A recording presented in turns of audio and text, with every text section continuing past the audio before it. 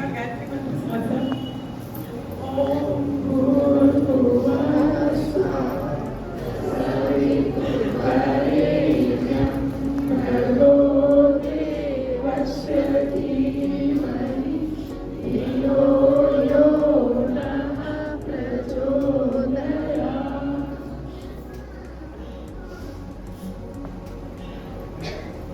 मंच पर आसीन सूक्ष्म रूप में उपस्थित परम पूज्य गुरुदेव परमवंद्य माता जी महागायत्री, इधर मंच पर आसीन गुरुदेव के परम हमारे बड़े भक्ति, और जब दुमना में आए थे गायत्री परिवार से जुड़े थे तो दुमना में जितने भी कार्यक्रम होते थे जो यहाँ के हम लोगों ने करवाए सब में बैजनाथ भाई साहब का संरक्षण था, उनका सहयोग था, मार्गदर्शन था, प्रेरणा थी। बैजनाथ भाई साहब को परम पूज्य गुरुदेव का परम भक्त हम लोग कह सकते हैं। वो बाहर से बहुत ही सौम्य और बहुत ही सरल दिखते हैं, लेकिन वो अंदर से बहुत ज्ञानी है और गुरुदेव के कार्य को आगे बढ़ाने में भी हमेशा सतत योगदान रहता है। श्री सच्चिदानंद जी भाई साहब ये सिर्फ शारीरिक रूप से बड़े नहीं है, ये भक्ति में, ज्ञान में, कर्म में, प्रत्येक चीज में बहुत ही ऊंचे हैं, बहुत आगे। हम आप दोनों को बार बार प्रणाम करते हैं। श्री नरेश्वर भाई साहब, सुभाष भाई साहब, बचदेव भाई साहब, आप सभी से नरेश्वर भाई साहब को तो बहुत पहले से जानते हैं, लेकिन इतना परिचय नहीं हुआ था और हमें खुद नहीं पता था कि हम इतने जुड़े हुए हैं। अभी भी जब हम यहाँ पर आए तो हम हंस रहे थे, हमने कहा कि आप लोग हमको विदाई दे रहे हैं, विदाई नहीं ले रहे हैं। लेकिन जब हमने यहाँ कुर्सी लगी देखी अपने लिए तो लगा कि आप लोग हमको अलग कर रहे हैं और हम आप लोगों से अलग हो गए। इतना परम पूज्य गुरुदेव करुणा और प्यार की प्रतिमूर्ति है। मैं अपने विद्यालय में भी रिटायरमेंट में नहीं हुई, पता नहीं क्यों ये आंसू आ रहे हैं, हमको समझ नहीं आ रहा है। ये गायत्री परिवार चंद्रपुरा में तो मैं बहुत कम दिनों से जुड़ी हूँ। दुमना जाती थी तो बहुत अच्छा लगता है, वहाँ यज्ञशाला में अभी भी लगता है कि हम जाए तो हम बैठे ही रहे, वहां से हटे नहीं। वहाँ माता जी थी, स्वर्गीय माता जी को मैं प्रणाम करती हूँ। जब माता जी थी तो उन्होंने हम लोग को जोड़ा था और सभी दुमना में भी, हमारे ब्लॉक में सभी लेडीज कहती थी कि जयंती में ऐसा क्या है कि माता जी खाली जयंती जयंती करती रहती है। माता जी के एज में मेरे एज में बहुत अंतर था, फिर भी हम हमेशा बातें करते थे, साथ रहते थे। माता जी जो कहती थी उसको हम लोग मानते थे। माता जी के देहावसान पर जब हम गए यहाँ से तो हम जितना रोए थे उतना किसी अपने में भी नहीं रोए थे। क्यों, ये आपको खुद नहीं पता, और आज भी मेरे आंसू क्यों आ रहे हमको पता नहीं।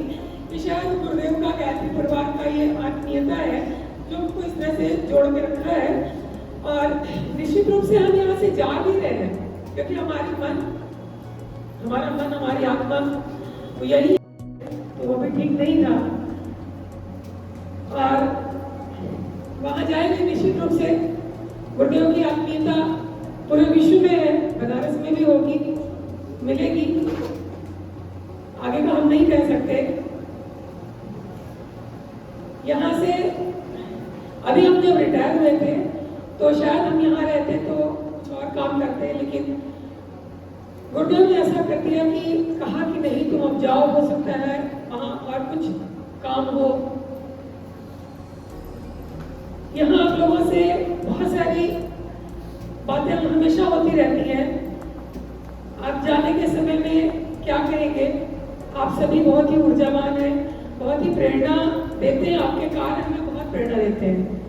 दिलीप जी भाई साहब वो कितना भी कहते रहेंगे कि कोई काम नहीं करता है, लेकिन सबसे ज्यादा बढ़ चढ़ के काम करते हैं उनका काम अभी दिख रहा है। और उम्मीद करते हैं कि उनको सभी लोग सहयोग देंगे, ये कार्यक्रम ऐसे ही निष्फल न हो जाए।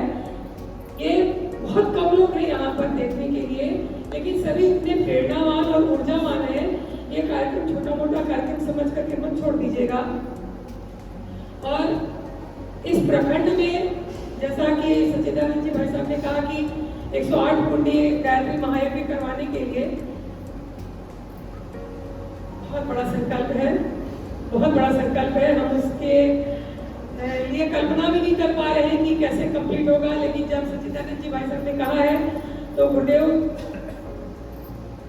का इशारा ही उनको मिला है, इसीलिए उन्होंने कहा है अगर यहाँ यज्ञ हुआ तो हमें निमंत्रण दीजिएगा। निमंत्रण क्या, हमें सूचना दीजिएगा, हम लोग जरूर आएंगे। जो भी सहयोग होगा हम अवश्य करेंगे।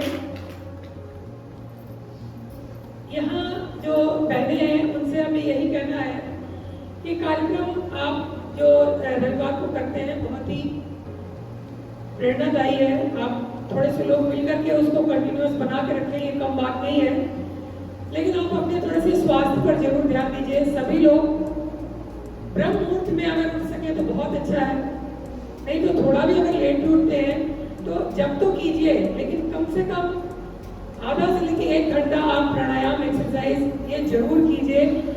स्वास्थ्य पहले है, उसके बाद ही कुछ है।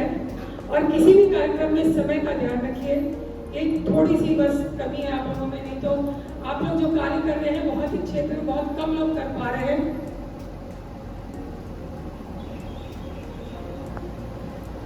और इससे ज्यादा मैं क्या बोलूं, भाभी जी जो मिसेस जायसवाल, इनकी मुस्कुराहट हमें हमेशा याद रहेगी। ये कैसी भी बात हो हमेशा इतना मुस्कुरा करके इतने अच्छे से अपनी बात को रखती हैं, ये शिक्षा लेने लायक है। मोदी जी के ऊपर भी काम बहुत है, इनके घर में सारे प्रोग्राम होते हैं, लेकिन कभी भी इनके चेहरे पर शिकन नहीं आती है। बहुत धैर्य से और अपनी जो गलती हो उसको वो महसूस करती हो, कहती है हाँ हुआ, हम इसको सुधारेंगे। तो ये सुधारने की प्रवृत्ति बहुत अच्छी है। अगर किसी के अंदर ये हो जाता है कि नहीं मुझे तो पता है, फिर वो कभी भी नहीं सीख सकता। लेकिन आप सभी के अंदर मैंने देखा है ये प्रवृत्ति है कि हम सीखेंगे और सीखने के आप लालायित हैं।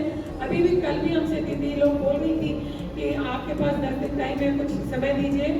लेकिन जो ये कन्याएं हैं जिनको इतना यहाँ सम्मान दिया गया, इनसे मेरी शिकायत है, इनको जो टाइम देना चाहिए वो नहीं देती हैं।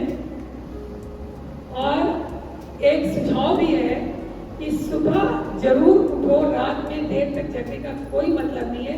जो पढ़ाई आप रात में करते हैं वो आप मॉर्निंग में उठ के भी कर सकते हैं, सुबह आप 3-4 बजे उठ के भी कर सकते हैं।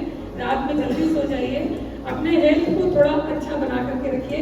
और गुरुदेव के कार्य में आप तभी योगदान दे सकते हैं जब आप थोड़ा गुरुदेव का ध्यान करेंगे, उनका साहित्य पढ़ेंगे, अध्ययन करेंगे, तभी आप किसी को बता सकते हैं।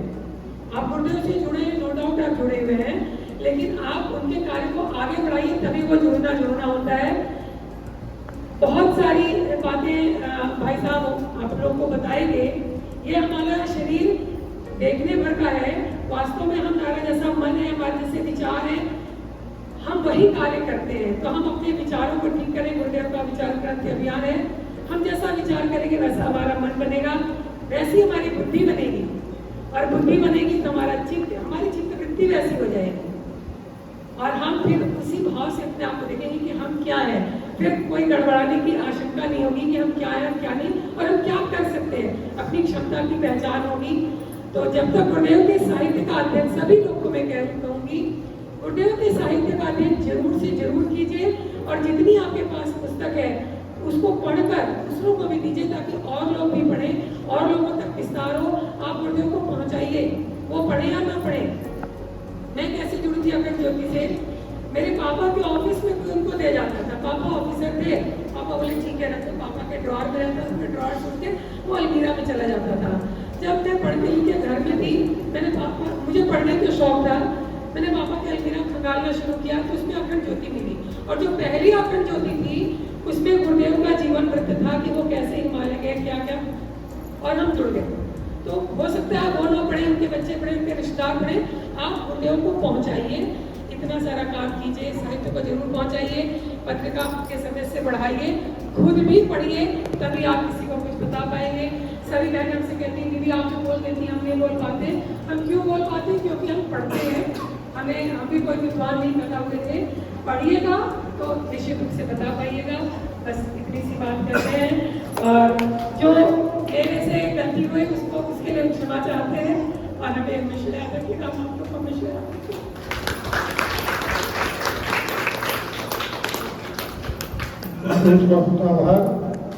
दीदी आपके द्वारा अगर किया कार्य का काम गलती है तो भगवान करे इसी तरह की गलती आप जिंदगी भर करते रहिए, इसी तरह की गलती करते रहिए कि सब लोगों को आगे बढ़ाते रहिए। आपका किया हुआ काम बड़ा जबरदस्त।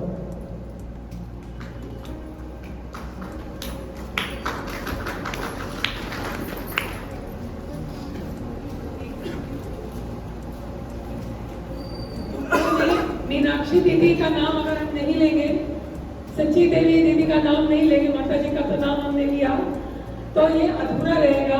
मीनाक्षी जी ने जो कार्य किया है दुर्गा में, अद्वितीय है, अनुकरणीय है, जितनी प्रशंसा की जाए कम है।